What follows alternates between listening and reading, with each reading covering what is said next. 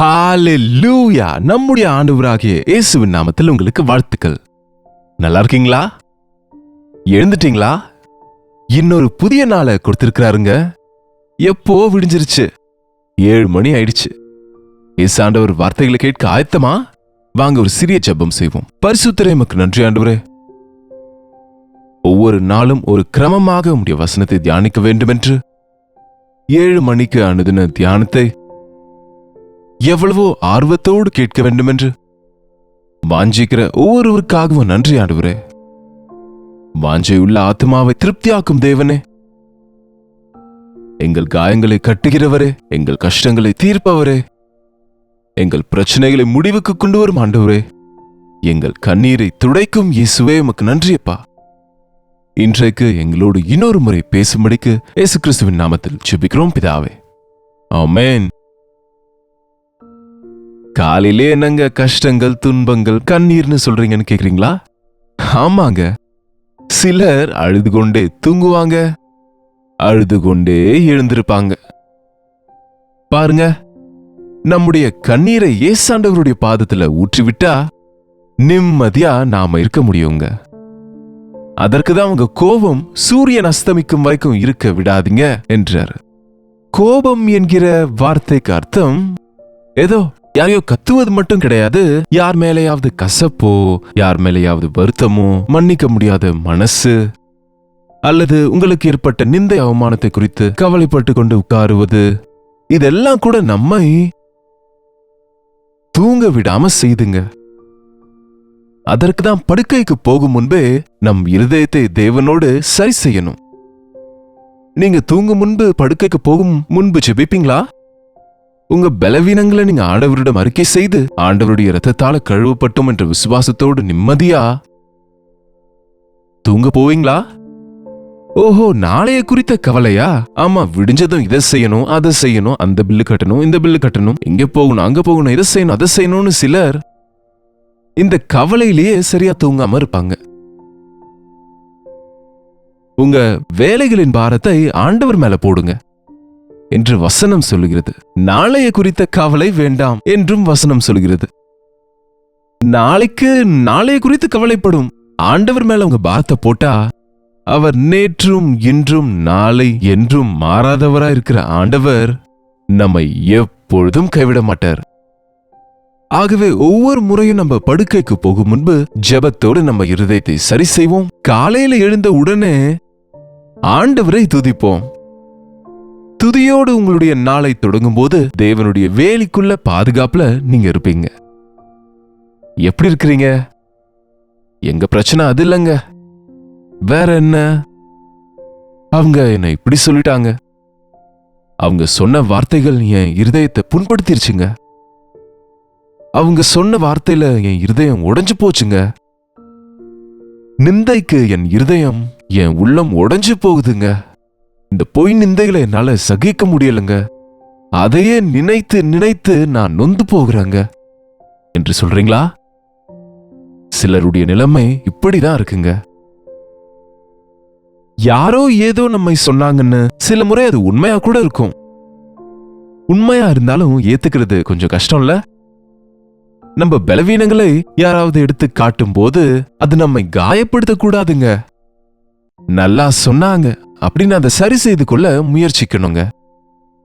மருத்துவர்கிட்ட போகும்போது நம்ம பலவீனங்களை எடுத்து காட்டுவார், சொல்லாம வைத்தியம் செய்வாரா? நம்ம பலவீனத்தை அறிந்து கொள்ளும் நாள் அதற்கு நிவாரணம் இருக்கு. அதுபோல நம்ம யாராவது ஒருவேளை நம் மீது குற்றம் சாட்டினால், நம்மை விமர்சித்தால், அதை குறித்து நீங்க பயந்து வேதனைப்பட்டு சோர்ந்து போக அவசியம் இல்லை. ஓகே, அனாவசியமா சொல்றாங்களா? அவங்க உங்களை புரிந்து கொள்ளாம சொல்றாங்களா? அவங்க சொல்ற வார்த்தைக்கு அர்த்தம் பொருத்தம் இல்லாம உங்களை கஷ்டப்படுத்தணும்னே சொல்றாங்களா? ஆமாங்க, இன்றைக்கு அநேகர் மனுஷங்களை வேதனைப்படுத்துறவங்களா தான் இருக்கிறாங்களே தவிர ஆறுதல் படுத்துறவங்களா இல்ல. ஈவன் பெற்றோர் பிள்ளைகளை கூட என்கரேஜ் பண்றவங்களா இல்லங்க. ஏதோ ஒரு வார்த்தையை சொல்லி அவங்களை நோகடிச்சு கொண்டு இருப்பாங்க. அவங்க நல்லதுக்கு தான் சொல்றேன்னு வேற சொல்லுவாங்க. கண்டிப்பா பெற்றோருடைய கண்டிப்பு அவசியம்தான். ஆனால் ஒரு அளவோட இருக்கணும்ல. அந்த பிள்ளையால இதை தாங்க முடியுமான்னு தெரியணும்ல. நம்ம பிள்ளைகளை நமக்கு நல்லா தெரியுங்க. சிலர் ரொம்ப சென்சிட்டிவா இருப்பாங்க. அப்படின்னா அவங்க மென்மையான மனதோட இருப்பாங்க. நெகட்டிவ் என்பது அவங்களால எடுத்துக்க முடியாது. கடினமான வார்த்தைகளை அவங்களால சகிக்க முடியாது. அந்த சொல்லுகிற விஷயத்துல ஒருவேளை உண்மை இருந்தாலும் சொல்லுகிற விதம் சரியா இல்லாவிட்டா நிச்சயமா அவங்கள வேதனைப்படுத்தினவங்களா இருப்போம்.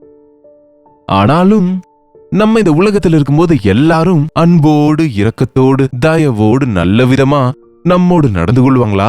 பேசுவாங்களா? கண்டிப்பா. நம்மை விமர்சிக்கிறவங்க, நம்மை சர்ச் பண்ணுகிறவங்க, கண்டிக்கிறவங்க, நோகடிக்கிறவங்க இருந்து கொண்டுதான் இருப்பாங்க. அப்போ எப்படி அதை ஜெயிக்கணும்? ஏசாண்டவரின் அரவணைப்புக்குள்ள நீங்க இருந்தா, அவர் கரத்தினுள் நீங்க மறைந்திருந்தா எந்த தீங்கும் உங்களை தொடாது. யோபு பக்தனை குறித்து எல்லாருக்கும் தெரியும். எத்தனை பாடுகள் பட்டாரு, எல்லாவித வேதனையும் பட்டாரு.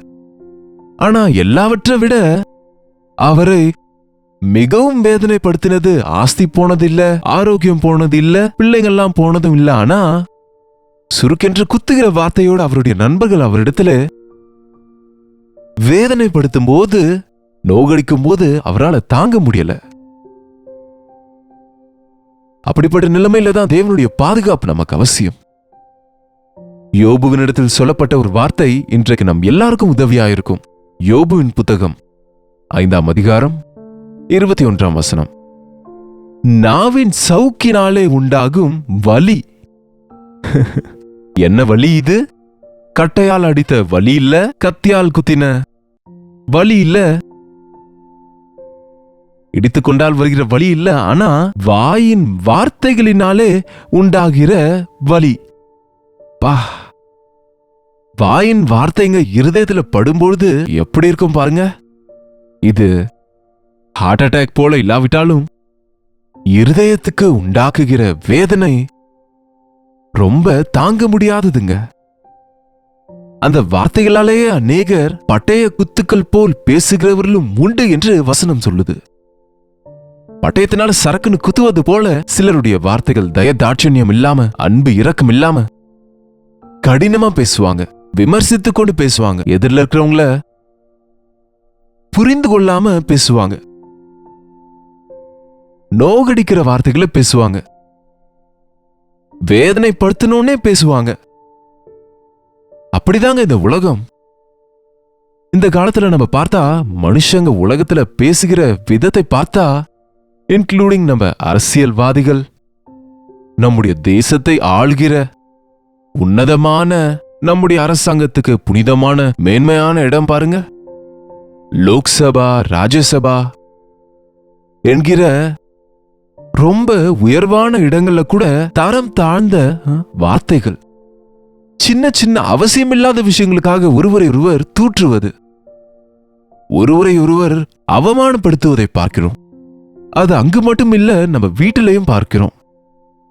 எத்தனை பேர் புருஷங்க இன்றைக்கு அன்போடு அவங்க மனைவி கிட்ட பேசுகிறாங்க. மனைவிய எங்கேயுமே யாருமே பாராட்டுறவங்க இல்லாவிட்டாலும் அவங்கள தினமும் மோசமான வார்த்தைகளோடு வேதனைப்படுத்துறவங்க நிறைய பேர் இருக்காங்க. நீங்க அப்படி இருக்கிறீங்களா என்ன? என்னமா நீங்க அப்படியாக உங்க கணவரால, வீட்டாரால வேதனைப்படுத்தப்படுறீங்களா? உங்களுக்கே தேவன் இன்றைக்கு இந்த வார்த்தையை கொடுக்கிறார். வாயின் வார்த்தைகளாலே உண்டாகிற வலி உன்னை தொடாம பாதுகாப்பேன் என்கிறார். பாருங்க, நாவின் சவுக்கினால் உண்டாகும் வலி உன்னை தொடாதபடிக்கு அவர் உன்னை மறைத்துக் கொள்ளுவார். வாயின் வார்த்தைகளாலே உண்டாகும் வலி உங்களை தொடாதபடிக்கு அவர் உங்களை மறைத்துக் கொள்ளுவார். Like a bulletproof. Bulletproof அந்த கவசத்தை அணிந்திருக்கிறவங்களுக்கு அவங்க எத்தனை தோட்டாக்களை சுட்டாலும் அவங்க இதயத்துக்குள்ள போகாது. ஏன்னா அந்த கவசம் அவங்களை காப்பாற்றும். என்ன சொல்லுகிறார் ஆண்டவர்? நான் உன்னை மறைத்துக் கொள்ளுவேன். I will cover you. நான் உன்னை மறைத்துக் கொள்ளுவேன். அந்த வார்த்தைகள் இதயத்தில் போகாதபடிக்கு, உன்னுடைய மனசை வேதனைப்படுத்தாம அந்த வார்த்தைகள் நான் உன்னை காப்பாற்றுவேன் என்கிறார். நிச்சயமா நமக்கு இன்றைக்கு இந்த வாக்குத்தத்தம் ரொம்ப அவசியங்க. நாவின் சவுக்கினால் உண்டாகும் வலி உன்னை தொடாதபடிக்கு உன்னை காப்பாற்றுவேன், உன்னை மறைத்துக் கொள்ளுவேன்.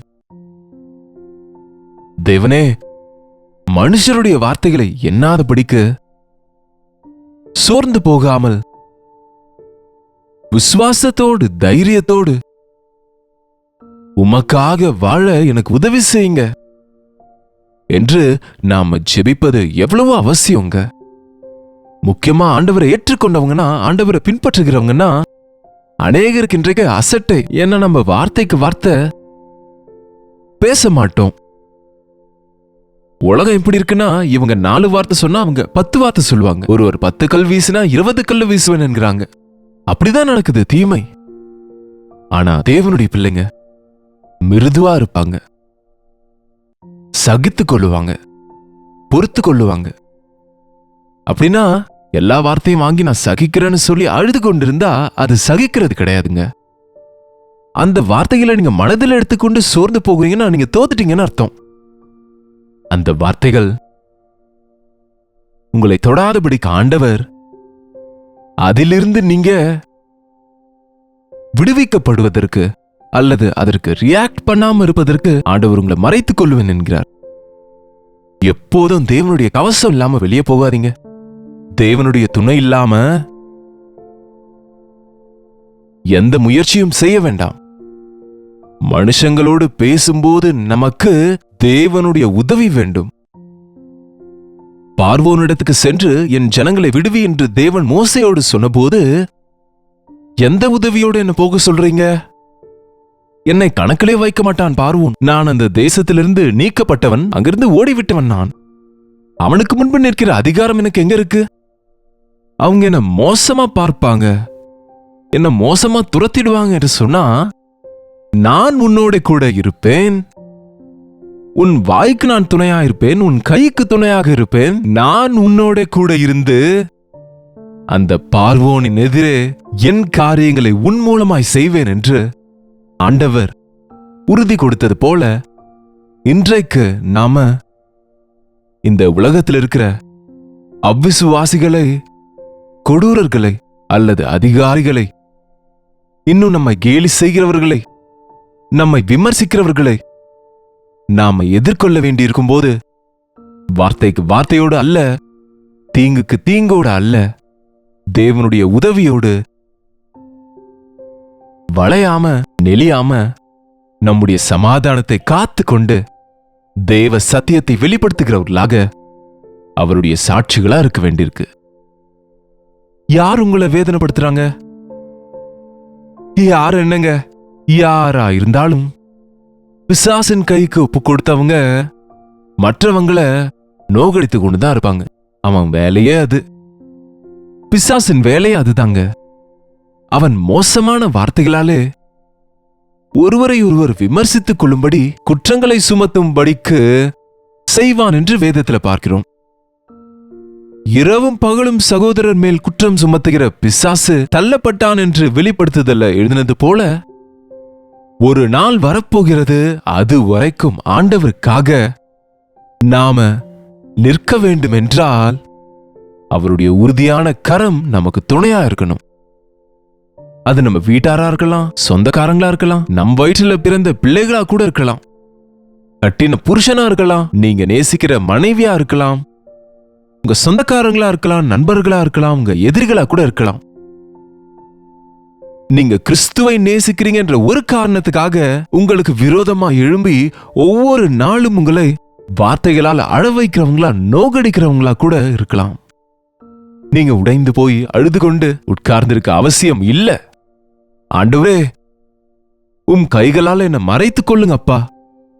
எனக்கு நாவின் சவுக்கினால் உண்டாகிற வலி என்னை தொடாதபடிக்கு உங்க கரத்துக்குள்ள என்னை மறைத்து வைத்துக் கொள்ளுங்க.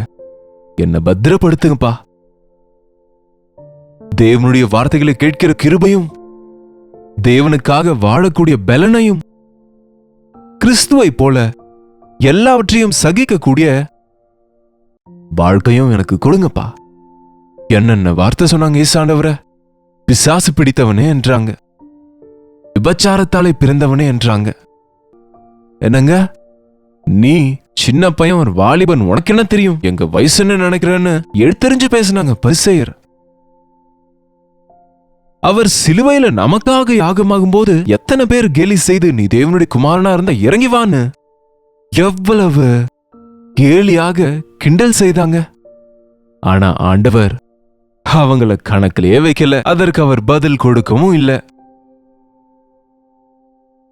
இன்றைக்கு நம்ம கிறிஸ்துவ போல இருக்கணும்னா, கிறிஸ்துவுக்காக வாழணும்னா, மனுஷங்க நிந்திப்பாங்க, பழி சுமத்துவாங்க, நம் மீது குற்றங்களை சாட்டுவாங்க. குற்றம் சுமத்துகிற பிசாசின் கையில் இருக்கிற ஒவ்வொருவரின் வேலையும் அதுதான். கிறிஸ்துவின் பிள்ளைகளா நம்ம வாழ வேண்டும் என்றால், கிறிஸ்து கொடுக்கும் சர்வாங்க கவசத்தை நம்ம அணிந்து, மனுஷர்களோடு அல்ல பிசாசோடு, பொல்லாத ஆவிகளின் சேனைகளோடு போராடும்படிக்கு ஆண்டவருடைய கரத்திற்குள்ளே மறைந்திருக்கணுங்க. ஜெபிப்போம். பரிசுத்தரே, அன்புள்ள தகப்பனே, எத்தனையோ முறை நாங்க மனுஷங்களுடைய வார்த்தைக்கு சோர்ந்து போகிறோம் ஆண்டவரே. முன்னுக்கு செல்ல முடியாம இருக்கிறோம் அப்பா. எதையும் செய்ய முடியாதவங்களாகிடுறோம்ப்பா. இது எங்களுடைய பலவீனம் என்று, யாரோ எங்களை ஏதோ செய்தார்கள் என்று நாங்க சோர்ந்து போகிறோம் தவிர, இது ஒரு போராட்டம் என்று, இந்த வலி எங்களை தொடாதபடிக்கு எங்களை காக்கிற தேவன் இருக்கிறார் என்று, சிறகுகளுக்குள்ள நாங்க மறைந்திருக்கணும் என்கிற விஷயத்தை மறக்காதபடிக்கு உதவி செய்யுங்கப்பா. இந்த நேரத்தில் யார் யார் வார்த்தைகளாலே உண்டாகிற வலியோடு உடைந்து போய் சோர்ந்து போய் அழுது கொண்டிருக்கிறாங்களோ, தங்கள் உற்சாகமெல்லாம் இழந்துவிட்டு டிப்ரெஷன்ல இருக்கிறாங்களோ, அப்படிப்பட்டவங்களை உங்க கரத்தினால அணைத்துக் கொண்டு உம்முடைய ஊக்கம் அளிக்கிற வார்த்தைகளாலே அவங்கள புதிய மனுஷனாக்கி, ஆண்டவரே, உமக்காக சாட்சிகளாய் வாழ எங்களுக்கு உதவி செய்யும்படிக்கு இயேசு கிறிஸ்துவின் நாமத்தில் ஜெபிக்கிறோம் பிதாவே, ஆமென். நம்முடைய பிதாவாகிய தேவனுடைய அன்பும் குமாரனாக இயேசு கிறிஸ்துவின் கிருபையும் பரிசுத்த ஆவியானவருடைய அந்யோன்யமும் ஐக்கியமும் கூடி வந்திருக்கிற நம் அனைவருக்கும் இப்பொழுதும் சதா காலமும் துணையாயிருப்பதாக, ஆமென். தேவனுக்கு ஸ்தோத்திரம். உங்களுடைய ஜெப விண்ணப்பங்கள் பாரங்களை 8939801234 என்னும் கீழ்காணும் நம்பருக்கு நீங்க ஒரு டெக்ஸ்ட் அல்லது வாய்ஸ் மெசேஜ் மூலமா வாட்ஸ்அப் அனுப்புங்க. உங்க ஒவ்வொரு மெசேஜும் கூட நாங்க பார்க்கிறோம், உங்களுக்காக ஜெபிக்கிறோம். நீங்க கூட ஜெபம் பண்ணுங்க. Doctor Jayapal YouTube channel like பண்ணுங்க, ஷேர் பண்ணுங்க. உங்க பேரும் ஊரும் கமெண்ட் செக்ஷன்ல பதிவிட மறந்து விடாதீங்க. ஒவ்வொரு நாளும் உங்களுக்காக தவறாம தேவனுடைய வசனத்தையும் சில பாடல்களையும் ஷார்ட் மெசேஜஸையும் அப்லோட் பண்ணுகிறோம். பார்த்து நீங்க ஆசீர்வதிக்கப்படுங்க. கர்த்தருக்கு சித்தமா இருந்தா நாளைக்கு இதே அனுதின தியான நிகழ்ச்சியில் உங்களை கர்த்தருடைய வார்த்தையோடு உங்களை சந்திக்கிற அதுவரை கர்த்தருடைய கிருபை உங்களுக்கு துணையா இருப்பதாக.